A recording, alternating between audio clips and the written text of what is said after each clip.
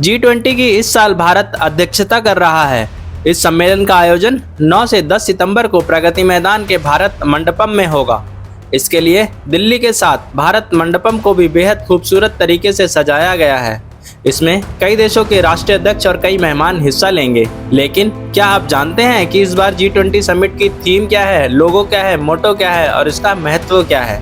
तो आइए जानते हैं हम इस वीडियो में। G20 को ग्रुप ऑफ 20 कहा जाता है। इस समूह के 19 देश से सदस्य हैं। ग्रुप का 20वां सदस्य यूरोपीय संघ है। G20 समिट का आयोजन साल में एक बार होता है।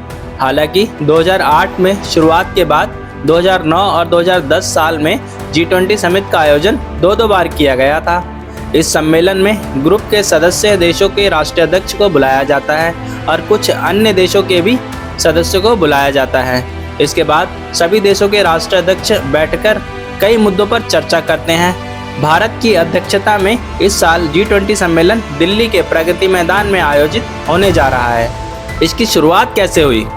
साल 1997 में एशियाई वित्तीय संकट के बाद वित्त मंत्रियों और केंद्रीय बैंकों के गवर्नरों के लिए वैश्विक आर्थिक और वित्तीय मुद्दों पर चर्चा करने के लिए एक मंच के रूप में G20 की शुरुआत की गई थी। शुरुआत में G20 का फोकस सिर्फ व्यापक आर्थिक मुद्दों पर था, लेकिन वक्त के साथ साथ इसके एजेंडे में व्यापार, सतत विकास, स्वास्थ्य, कृषि, ऊर्जा, पर्यावरण, जलवायु परिवर्तन और भ्रष्टाचार विरोध शामिल हो गया।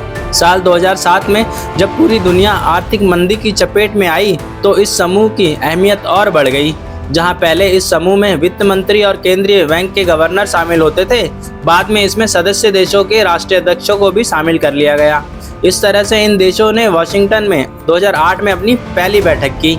साल 2009 और 2010 में G20 की 2 बैठकें हुईं। अब तक G20 की कुल 17 बैठकें हो चुकी हैं। इस साल 18वीं बैठक की मेजबानी भारत कर रहा है। G20 की भारत में भूमिका क्या है? G20 सम्मेलन 3 स्तरों पर भारत के लिए जरूरत है।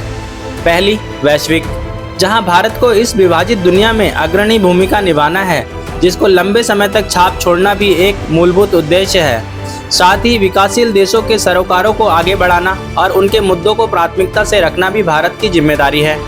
दूसरा, क्षेत्रीय, वैश्विक स्तर पर दक्षिण एशियाई का अगुवा देश भारत ही है। इस वजह से दक्षिण एशियाई के बाकी देशों के हितों को G20 में आगे बढ़ाना भारत की ही जिम्मेदारी है। तीसरी, घरेलू, आज पूरी दुनिया में भारत के नाम का डंका बज रहा है। सिर्फ भारत को ही नहीं बल्कि पूरी दुनिया को भी भारत की ज़रूरत है। ऐसे में दुनिया भर में भारत की बढ़ती हैसियत की घरेलू माहौल में पुष्टि करना भी एक बड़ी जिम्मेदारी है। तो ये G20 के कुछ मुख्य उद्देश्य थे। धन्यवाद।